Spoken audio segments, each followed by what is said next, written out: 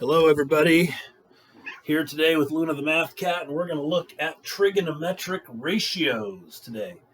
So, trigonometry is the study of the relationship between the sides of angles of similar triangles.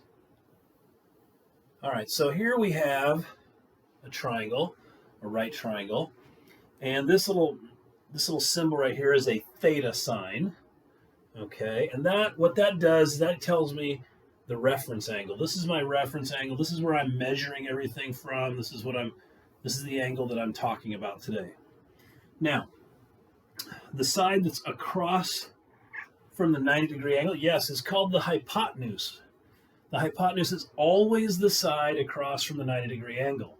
Okay, now that leaves the two legs. Okay, this side that's across from the theta is called the opposite leg. Okay, and then the other side, the one that's next to theta, is called the adjacent leg. The word adjacent means next to, opposite means across from. Okay, so now if I took, can I grab this? Yeah, if I move this up here, now this is my reference angle. The hypotenuse would not change, but what would happen is my opposite and my adjacent would switch sides. So this would be the opposite side down here. This would be the adjacent side up here. Okay.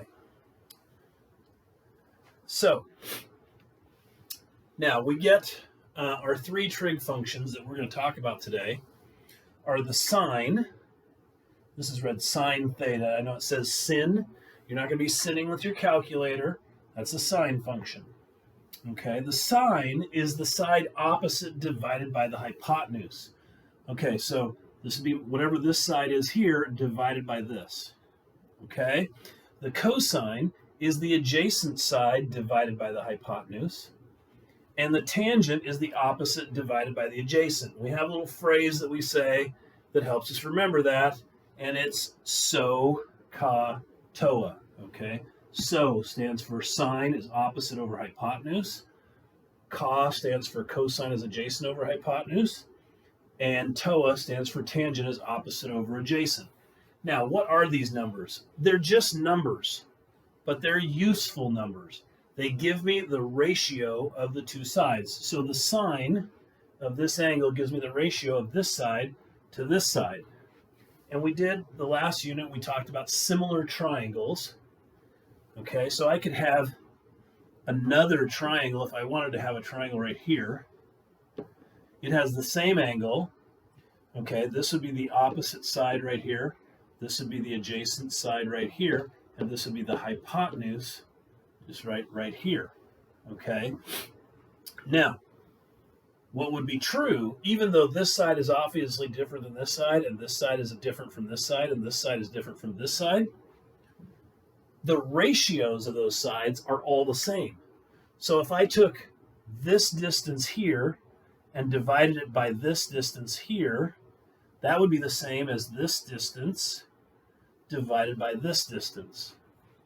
Okay, so what this allows me to do is it allows me to measure things that are very large, very small, or very difficult to measure. Like, for example, if I wanted to calculate how tall a tree was, I would not want to have to climb that tree. Okay, it'd be very dangerous to climb the tree. It might be a very tall tree. I might not be able to climb it, but I could measure the distance away from the tree, and then I could compare it to a smaller triangle, and I can figure out how tall that is. Okay, so let's see how this works here. Okay, so it says find the sine, the cosine, and the tangent of the angle theta. So the sine of theta, that's the way you read that, sine of theta, would be the side opposite, which would be A, divided by the hypotenuse, which would be C. So there's my sine. My cosine of theta would be the adjacent, which would be B, divided by the hypotenuse, which is C. And while I'm thinking about it, it's usually a good idea to label the sides right away. So I always start with the hypotenuse. Okay, label that. Then this would be my side opposite. You just call it OPP for opposite. This would be my adjacent. We'll call it the ADJ. Okay, and I can shorten hypotenuse down to HYP if I want. Okay, and now I know my sides. Okay, so I'm less likely to make a mistake. And let's see, what do I have left here? I've got the tangent of theta is going to be the opposite, which would be A, over the adjacent, which would be B. Okay? So let's do it with one that actually has numbers on it. Okay? So we're going to do the same thing again. We've got the sine of theta. Oh, we should go and go ahead and label the sides. This is my adjacent. This is my opposite. This is my, whoops, that's ugly. This is my hypotenuse here. Okay. So my sine is going to be the opposite, 6, divided by the hypotenuse, which is 10, which I can reduce to 3/5. I can also change to a decimal if I want, call it 0.6. Okay, whatever is easiest for what you're doing. This is kind of nice to leave it like this because it tells you the ratios of the sides. Sometimes it's convenient to leave it like this because it tells you the actual sides. Sometimes it's just easier to just use the decimals. Okay, so the cosine of theta is going to be the adjacent over the hypotenuse. So that's going to be 8 over 10, which will reduce to 4/5, which is also equal to 0.8. And then the tangent of theta is going to be the opposite over the adjacent, so that'd be 6 over 8, which will reduce to 3/4, which is 0.75. Okay, so there's my sine, my cosine, and my tangent of that particular triangle. Okay, how do you use a calculator to find this? Well, if you've got the TI-35 or the TI-84, the first thing you want to do is press your mode key, which is right up here next to your second key, and make sure that your calculator is measuring in degrees. Okay, in this class we're gonna use degrees. So here on the third line down it says radians and degrees. You want to make sure degrees is highlighted. If it's not, just use your arrow keys to get down there and hit enter on degree, and that'll make sure that you're measuring in degrees. There's different ways to measure angles. Most of the time you use either degrees or radians. We're going to use degrees in here. Okay, how do I find the sine of 32? It's very simple. I look down here, 2 rows above my 7, 8, and 9. There's a sine, a cosine, and a tangent key. So I'm just going to push the sine key. I'm going to push 32. I'm going to close the parentheses, and I hit enter. And I'm going to get, this is approximately 0.5299. Okay, we're going to pretty much go to 4 decimal places is all. Okay. Now we're going to find the cosine. So I'm going to push the cosine key. It's 2 keys above the 8. I'm going to hit 60 degrees. I'm going to close the parentheses. I'm going to hit enter, and it says 0.5 exactly. So I can put an equal sign there. Okay. And then the tangent of 80 degrees. The tangent is 2 keys above the 9. So I push tangent 80, close the parentheses, hit enter. Okay, on this one I get 5.6713 if I go to 4 decimal places. Notice that this is a decimal less than 1. This is a decimal less than 1. Sine and cosine will always be less than 1. Okay, they can also equal 1, but they'll be less than or equal to 1.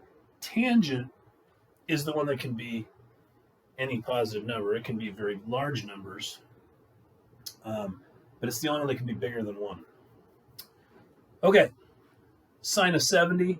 So I'll give you a second to pause the video here, calculate the sine of 70, and then check and see if you got it right. Okay, so the sine of 70, I'm pushing sine, I put 70, I close the parentheses, and I get approximately 0.9394. 7. Okay, so very, very simple to do. Okay, how do you find the value of the angle? Okay, so here I know that the cosine of angle A is 0.5. How do I find the angle? Well, I use something called the arc cosine or the inverse cosine. And basically what I do is it looks like this. I arc cosine both sides of this thing. That cancels that away. So I get A equals the arc cosine of 0.5. Okay, so how do I get that? Well, if you look at your calculator where the sine, cosine, and tangent keys are, right above that, usually in blue, there is a sign, looks like sine to the -1 power. That's actually inverse sine or arc sine. Above the cosine is the arc cosine, and above the tangent is the arc tangent. So what I would do here is I would push my second key up here in the left corner, and then I would cosine, and then I would go ahead and put 0.5 in there, close the parentheses, and hit enter, and it's going to say that A is 60 degrees. So that's how you go backwards. So on this one, I would arc sine both sides. Okay, so A would be the arc sine of 0.3420. So I'm going to go second sine 0.3420, close the parentheses, and I get 19.998. That's really about as close to 20 degrees as you're going to get. So we're going to say A is approximately 20 degrees.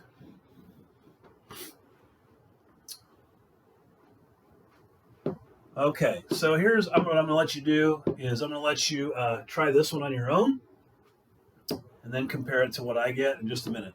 So pause the video and do that problem.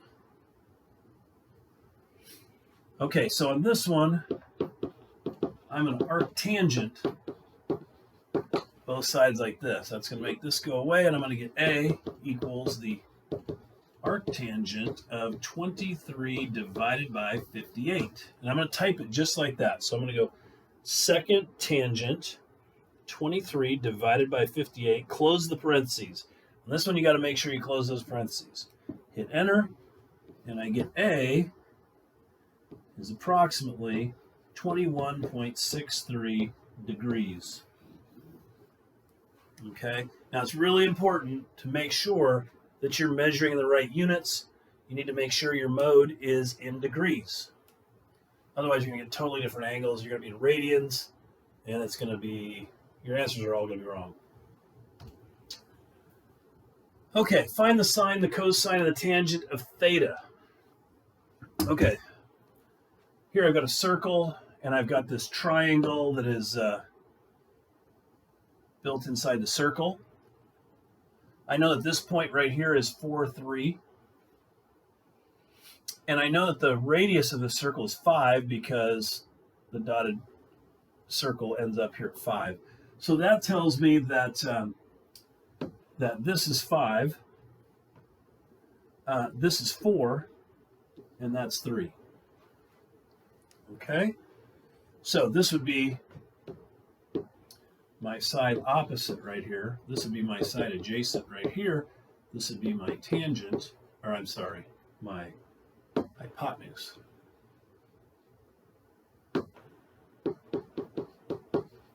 Okay. So my sine of theta is going to be the opposite, which is 3, over the hypotenuse, which is 5. Done. Okay, my cosine of theta is going to be the adjacent, 4, over the hypotenuse, which is 5.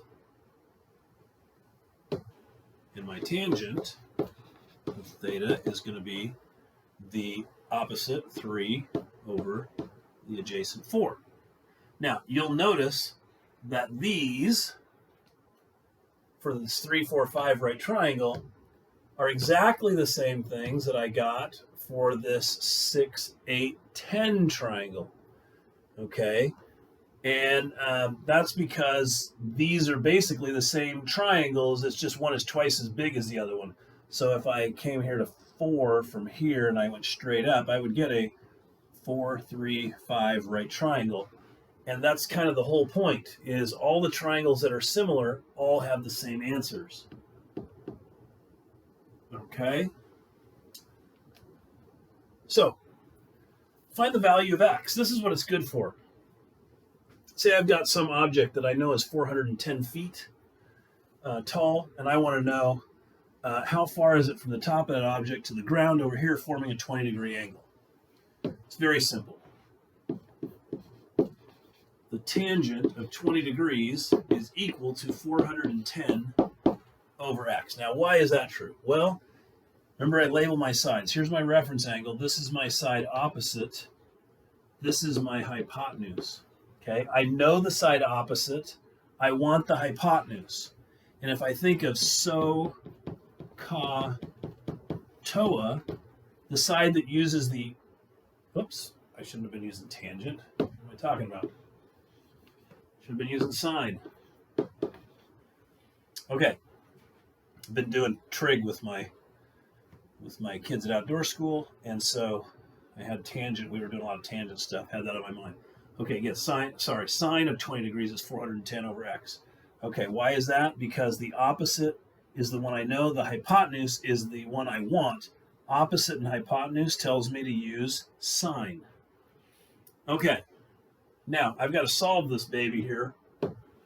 Okay, and my problem is I got an x on the bottom. So what I'm going to do is I'm going to multiply both sides of this by x to get this off the bottom here. I'm going to get x sine 20 degrees is 410. And now I'm going to solve for x by dividing by the sine of 20. Okay, so x will equal 410 divided by sine of 20 degrees. So I get out my calculator, take 410, I divide that by sine of 20 degrees, close the parentheses, and I get x is 1,198.76, and this is in feet, so this is feet.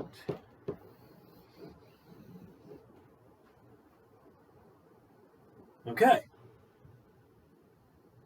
so there we go.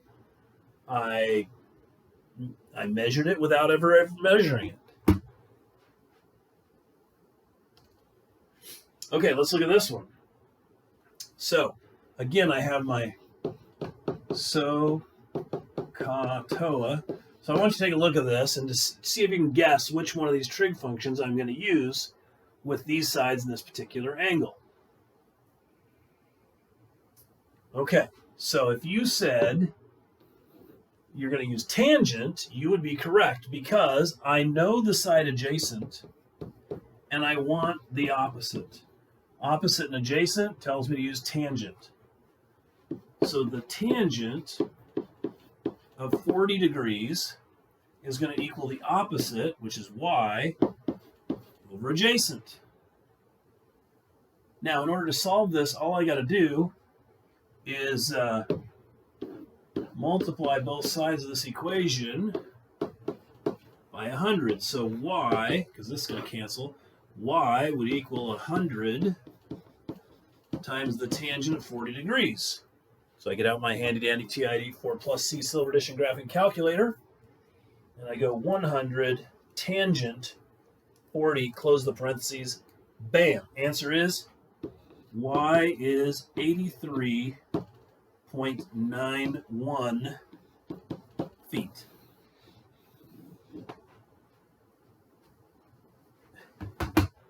Very slick, very cool. Okay. What about this one? I tell you what, why don't you pause the video here and give this one a try and see if you come up with what I come up with here.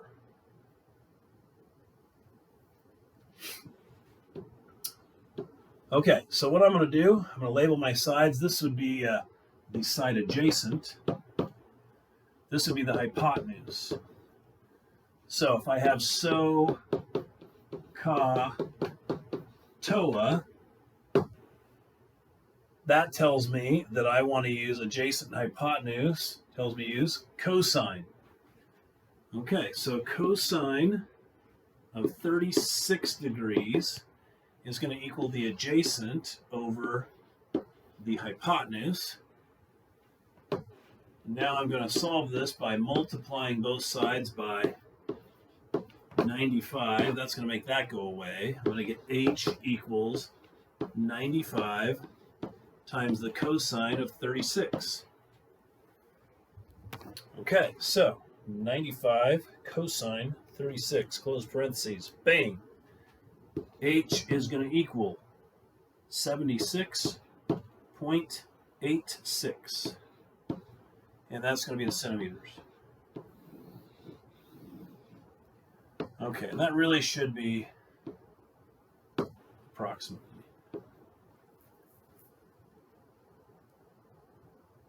So hopefully that's what you got.